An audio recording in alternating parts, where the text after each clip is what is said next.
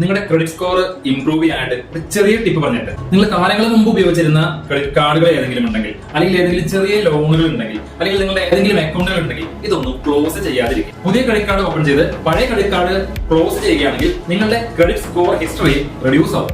Short credit history is equal to low score എന്ന് വെച്ചാൽ length of credit history വളരെ important ആണ് നമ്മുടെ ക്രെഡിറ്റ് സ്കോർ നിലനിർത്താൻ വേണ്ടി. ഓൾഡസ്റ്റ് അക്കൗണ്ടുകൾ ആക്റ്റീവ് ആക്കി മെയിൻറ്റെയിൻ ചെയ്യുകയാണെങ്കിൽ നിങ്ങളുടെ ക്രെഡിറ്റ് സ്കോർ ലോങ് ടേമിൽ ബൂസ്റ്റ് ആയിക്കൊണ്ടിരിക്കും. നിങ്ങൾക്ക് പുതിയ ഓഫറുകളുള്ള പുതിയ ക്രെഡിറ്റ് കാർഡുകളൊക്കെ കിട്ടിയിട്ടുണ്ടാവും. അപ്പൊ പഴയ ക്രെഡിറ്റ് കാർഡ് യൂസ് ചെയ്യാതെ വെച്ചിട്ട് കാര്യമില്ല.